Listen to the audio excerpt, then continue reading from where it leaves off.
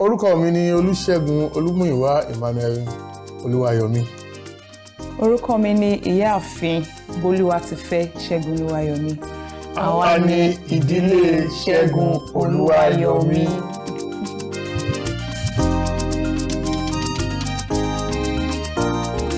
Kí ni àwọn nǹkan tí mo ti ṣe rí ní kékeré tí mo sọ fún ọ rí nípa mi tó fẹ́ràn jù tó lè rántí? Ìtàn tó ti sọ fún mi rí nípa ìgbà kékeré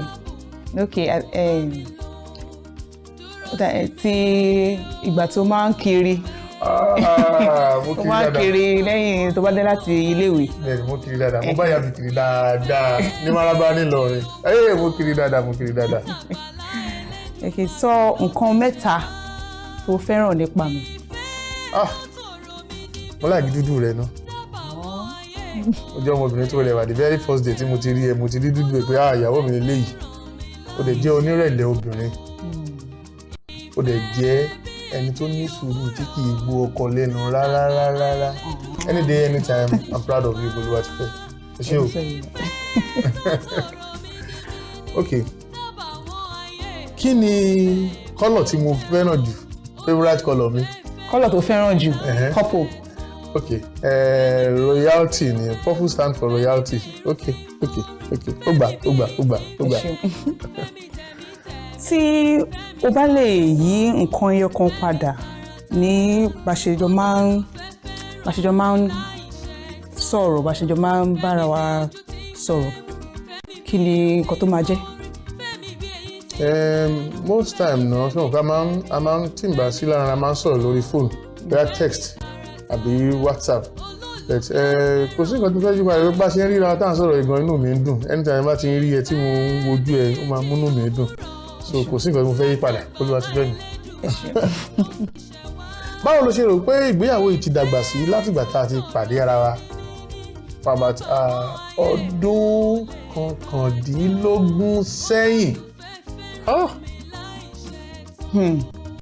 Ìgbéyàwó yìí ti dàgbà sí láti ìgbà tá a ti bẹ̀rẹ̀ sísìn níbi tí pé kí a máa fọkàn tán ara wa àti ká máa ní ìfaradà ara wa. So mo lérò pé in that aspect Ọlọ́run really ràn wá lọ́wọ́. Ṣé wọ́n ló fẹ́ béèrè nísìnyí? Okay, èmi ni mo fẹ́ béèrè lọ́wọ́ ẹ nísìn. Ṣé ó ní àkókò kan nínú relationship wa tí tó yàtọ̀ fún ẹ, as in a moment tẹ́ pé stands out? Okay, anytime tèmi àti ẹ bá ti ń jáde lọ láàrin àwọn èrò, I'm always proud of you. Mo máa ń fi ẹyọ gangan. Because mo rántí àwọn àdúrà tí mo gbà nígbà tí mo fẹ́ ìyàwó tó Olúwa jọ̀ọ́ fi ìyàwó ṣe mí láàánú. Ọlọ́run dẹ̀ gbọ́ àdúrà yẹn because àánú ló jẹ́ fún mi. Thank you so much for loving me. God bless you. Okay. Kí ni ẹ̀bùn tí ò wọ́pọ̀ tó lè pani lẹ́rìn tó lè fún mi látọ̀dọ̀ rẹ? Kí n bẹ́ẹ̀ wá ibi tí fùfú ti dá. Mi ò ní fabọ́ yẹn jẹun mọ́. Àtẹ̀fọ́ tó láì. Mi ò ní fabọ́ yẹn jẹun mọ́. Fùfú báwo? Sọ̀rọ̀ kí mo sọ fún ẹ pé ọjọ́ tó bá ti fi fùfú kẹnu mi ò ní fẹnu kọ̀ ẹ́ mọ́. Mi ò ní fẹnu kọ̀ ẹ́ lẹ́nu mọ́. Mi ò di fùfú rí báyìí. Àkọ́wá gbé fùfú síwájú mi. Mo lè wá wà lálẹ́ ọjọ́ yẹn. Kí ló ṣẹlẹ̀? Kí lágbára. Okay. Tí o bá ní àǹfààní láti padà sẹ́yìn àbí orí ara ẹ nígbà tó kéré, ìmọ̀ràn wo ló máa gba your younger self ìgbà tó kéré? Ìmọ̀ràn wo lè gbà nípa ọ̀rọ̀ ìfẹ́ àti ìgbéyàwó?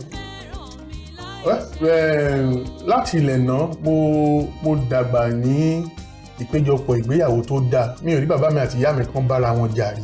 So really jẹ́ kí inú mi dùn. Ìgbà tèmi náà dẹ̀ débi ìgbéyàwó mi ò rí bàbá mi àti ìyá mi kan nura wọn rí. So láti ìgbà tí mo ti ń bá ìfẹ́ bọ̀ pẹ̀lú ẹ̀ láti bí 19 years, ọdún 19 gbọ́ra wa rí pé a náwó sókè náà. So kò sí mọ̀ràn tí mo nífẹ̀ẹ́ gbára pé I've been enjoying marriage náà láti ilẹ̀. So kò sí bó ṣe máa lọ náà nìyẹn tí Jésù bá tì dé 80 years a sì wá ń díẹ̀ náà ni Ọlọ́run á dẹ̀ máa ràn wá lọ. So mo ń gbára mi níwọ̀n pé mo sì máa nífẹ̀ẹ́ lọ mo ṣe nífẹ̀ẹ́ lọ sí náà ni Ọlọ́run á sì máa ràn wá lọ́wọ́. Àmín. Okay. Ṣé àfiwé ìgbéyàwó wa yìí pẹ̀lú eré orí ìtàgé kan tó ti wò rí. èyí lágbára o.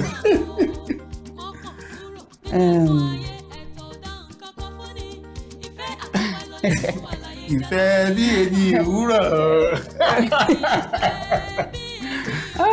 ok jẹ́ ká wo. ràn mí lọ́wọ́. kòkòrò ìfẹ́ ó ní eré Yorùbá kan tí mo wò bí kan wọ́n ti tájú ẹ̀ mọ́ ni èmi mo láìkẹ́ eré Yorùbá òun yìí wo eré Yorùbá àwọn Netflix àwọn Prime ló máa ń wò mo ti gbàgbé olóòtú ẹ̀ má bínú mo ti gbàgbé táìtù eré Yorùbá yìí o ẹ jẹ́ ká lo ìfẹ́ bí èjì òwúrọ̀. ìyẹn dà. ok so kí ni nǹkan tí o fẹ́ kí n ṣe àtúnṣe sí kí ìgbéyàwó yìí kó tún lè tún dùn sí dáadáa kó tún lè dára ju bó ṣe wà yìí lọ.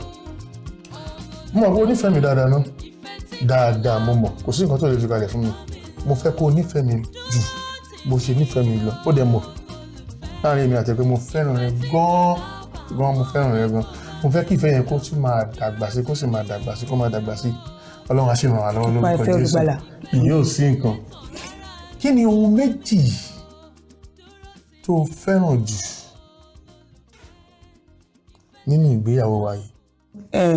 mo ti sọ tẹ́lẹ̀ ìkíní ni pé a máa ń fọkàn tánra wa then ìkejì ni pé a máa ń ní faradà fúnra wa máa ń ní sùúrù fúnra wa máa ń gbọ́ra wa yé kò ń ṣe gbogbo ìgbéyàwó tó wà lénìí ló máa ń gbọ́ra wọn yé so inú mi dùn pé títí wa yìí a máa ń gbọ́ra wa yé a máa tètè mọ̀ ìgbà tí ó da inú ẹni yóò dùn jẹ́ kí n ṣe fílẹ̀ for now kí wá padà wá béèrè pé ṣé kò sí o ṣé kí ló ṣẹlẹ̀ o and most of the time a máa ń padà ṣàlàyé nǹkan tó bá ń lọ bó wá ṣe ń lọ àbára wa sọ̀rọ̀ adéjọ gbàdúrà papọ̀ gbàdẹ́ lọ so inú mi dùn pé a ní ìyẹn nínú ìgbéyàwó yìí ìfaradà àti ìfọkàntán. ìbára ẹni sọ̀rọ̀ tó yè kóró bẹ́ẹ̀ni bólúwa ti fẹ́ orí yẹn sọ ó ṣe ìwé àdùnní.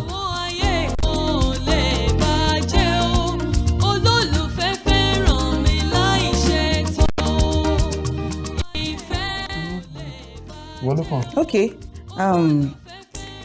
kí ni ibo nínú ilé ló mọ̀ pé mo fẹ́ràn láti máa wà jù.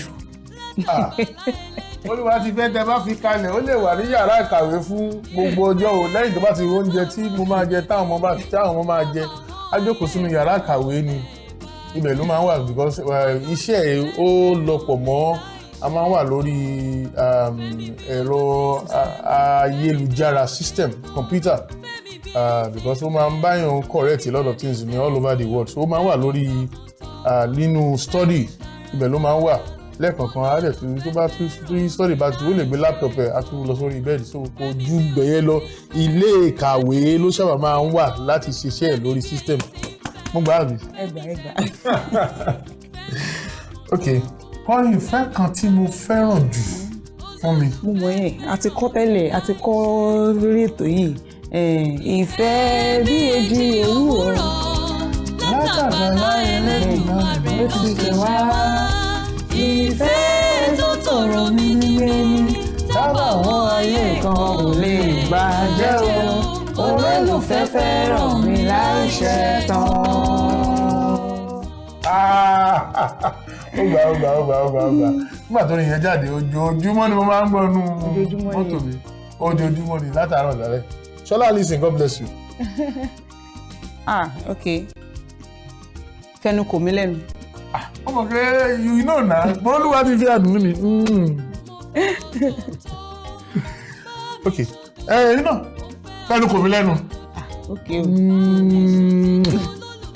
àmọ̀ràn tèmi fún ẹ̀yin olólùfẹ́ tẹ̀sẹ̀ ń bọ̀ bí tẹ̀sẹ̀ bẹ̀rẹ̀ àbí tẹ̀sẹ̀ bẹ̀rẹ̀ ìrìn àjò ìfẹ́ yín àwọn ìgbéyàwó yín ni wípé ẹ rántí wípé ẹ̀yin méjèèjì ẹ wá láti ilé kan náà ẹ wá láti ìdílé kan náà bó ṣe ń ṣe nílé wa ó yàtọ̀ sí bó ṣe ń ṣe nílé tiwọn mo fẹ́ kẹ́ rántí pé kò ń ṣe bàbá kan náà bàbá àti ìyá kan náà kan ló tọ́ yín dàgbà nítorí náà ẹ má retí wípé nǹkan tẹ́ ẹ̀ ń ṣe lọ́dọ̀ ti yín náà ni wọ́n ṣe ní ọ̀dọ̀ ti ẹnì kejì pé ó ní láti jẹ́ gẹ́gẹ́ bẹ́ẹ̀ yẹn àmọ́ ẹ máa rò wípé ẹ̀yin méjèèjì ẹ ní láti blend together ẹ ní láti wà ní ìṣọ̀kan ẹ ní láti gbàgbé gbogbo pé bá ṣe ṣe níbi tí mo ti ń bọ̀ nígbà ṣe bí dáa kẹ́dẹ̀ máa gbọ́ra yín yé kẹ́ máa ní sùúrù fúnra yín àwọn nǹkan yìí ó lè ràn yín lọ́wọ́ nínú ìrìn àjò ìgbéyàwó yín. láti fi kún nǹkan tó sọ mo rántí ìgbà tákọ́ bẹ̀rẹ̀ ọ̀rọ̀ ìfẹ́ wa yìí mo rántí pé nílé tiwa àwa yìí jẹ breakfast nílé yín ẹ̀yin máa wà lórí dining table ẹ jẹ breakfast ẹ mu tea bẹ́ẹ̀tì ẹ̀mí ẹ̀bà ní láàárọ̀ so first time tó kọ́ jẹ́ ẹ̀bà láàárọ̀ kùtùkùtù tí o wá pé wọ́n mi pé mọ́mí àmì tí. irọ́ mo wà àti fẹ́ra ń gbà yẹn so ó ti wá mọ́ mi lára díẹ̀ díẹ̀ àti ń súnmọ́ àti fẹ́ra àti pé ṣègbéyàwó ó ti wá mọ́ mi lára pé wọ́n ń jẹ breakfast tí máa lọ sọ́dọ̀ wọn gbà yẹn wọ́n lè lẹ́bàá ló ń fẹ́ jẹ láàárọ̀ so ìbínú ọjọ́ wa díjọ́ kan wá ṣe ìdáná tán láàárọ̀ oúnjẹ ọ̀sán ni wàá ti ṣe preparation yẹn láàárọ̀ so wọ́n ní kí ni à ń jẹ ó yẹ gbogbo yẹn lọ jẹ kọta ní fún oúnjẹ àárọ̀ mi wọ́n ní ẹ̀bà ló ń fẹ́ jẹ o mọ́mì ní kí ló ṣẹlẹ̀ bàbá wò láàárọ̀ ẹni bínú ni ẹ̀bà ló wù mí jẹ wọ́n ṣe ti kùnrùn èmi náà nìyẹn. mọ́mì yẹn kàn pé pé Ṣẹ́gun ó ti kó ẹ̀bà ran ọmọ mi láàárọ̀ kùtù unfortunately mi dẹ̀ wáyé jẹ̀bà yẹn gan mọ́ nísìn. ọ̀jẹ̀bà náà mọ̀.